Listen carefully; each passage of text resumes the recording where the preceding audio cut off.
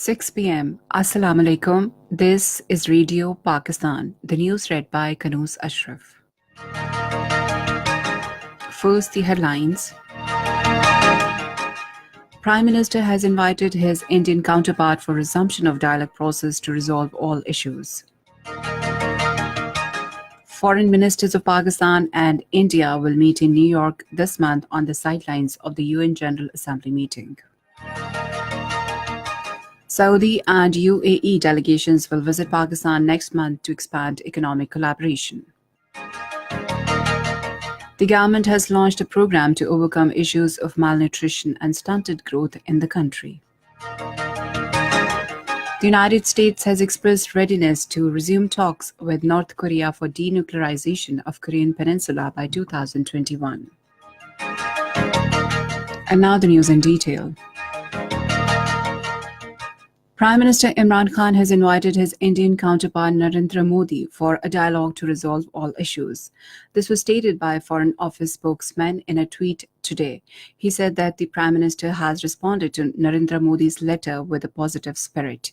The spokesman said, "Let us talk and resolve all issues."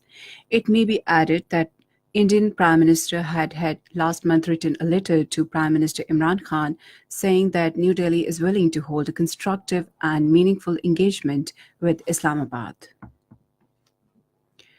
The foreign ministers of Pakistan and India will meet on the sidelines of the UN General Assembly this month.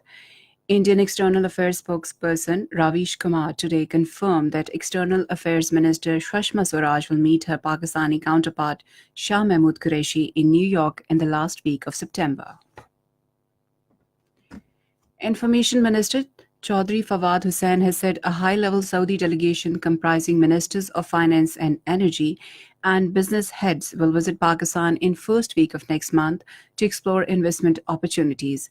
Addressing a news conference in Islamabad this afternoon, he said the delegation will hold talks with finance and business leaders to lay foundation of a new economic partnership between Pakistan and Saudi Arabia.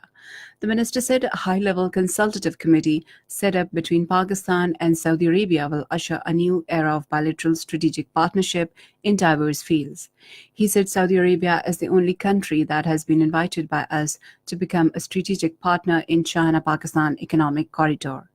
Chaudhry Fawad Hussain said matters related to visas for Pakistanis and trade were discussed with Abu Dhabi Crown Prince Mohammed bin Zayed Al Nahyan. He said initiatives being taken in Afghanistan for peace also figured in the meeting with the UAE authorities. Information Minister said a delegation from the UAE will also visit Pakistan next month to find ways to expand economic relations between the two countries. Foreign Minister Shah Mahmood Qureshi has expressed gratitude to Saudi Arabia and the United Arab Emirates for extending hospitality during the official visit to Prime Minister Imran Khan.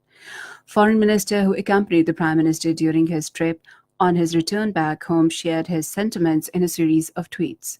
Shah Mahmood Qureshi said Pak-Saudi relationship has a strong foundation rooted in decades of mutual understanding, support and cooperation.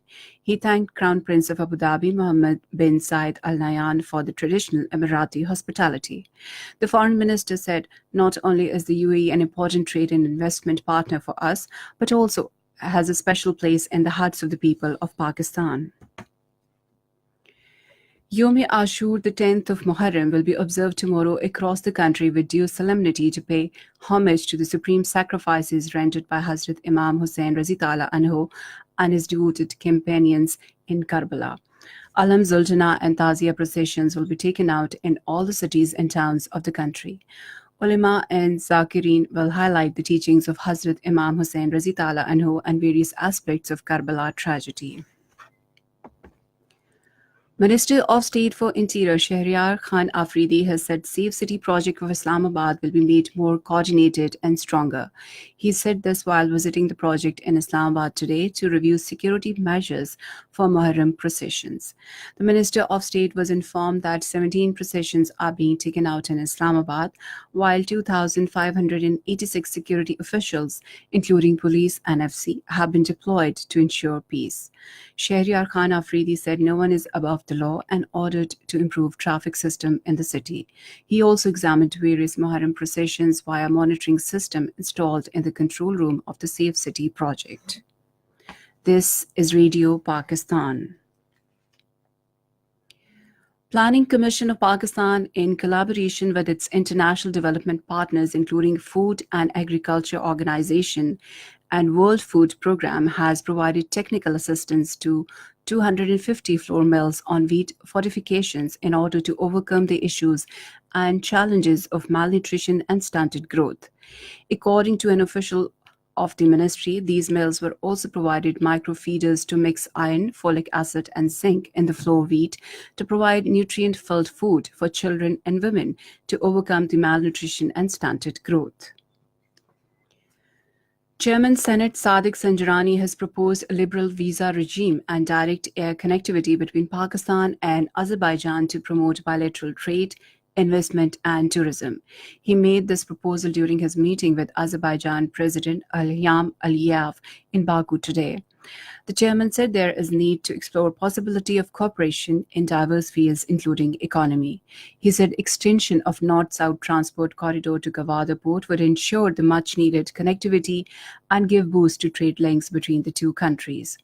Sadiq Sanjarani said mutual cooperation support on the conflicts of Nagorno-Karabakh and Kashmir testifies to close understanding between Islamabad and Baku.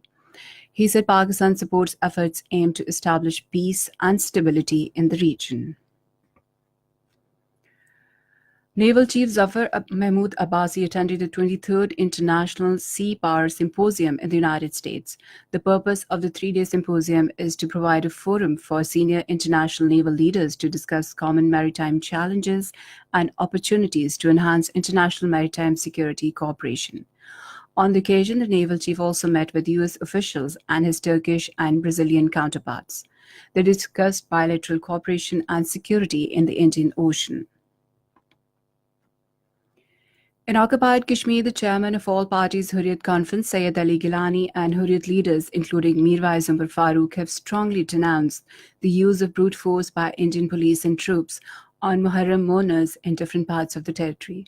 The leaders, in their separate statements in Srinagar, termed the action as sheer interference in the religious matters of the Muslims.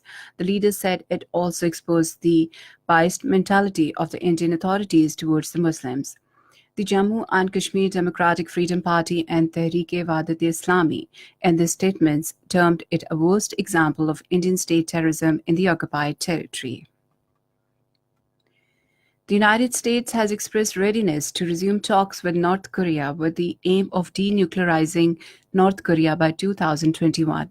U.S. Secretary of State Mike Pompeo said this in a statement after Pyongyang pledged to dismantle its key missile facilities and suggested it would close its main Yongbyon nuclear complex if Washington took certain actions, which it did not specify.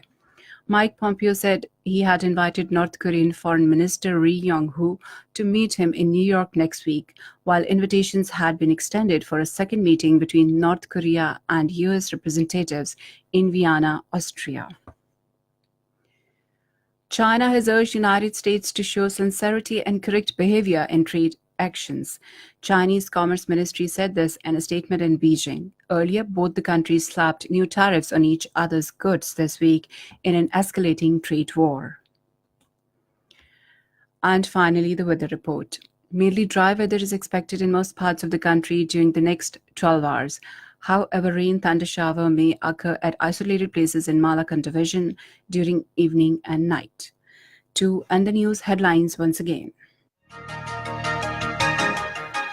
Prime Minister has invited his Indian counterpart for resumption of dialogue process to resolve all issues.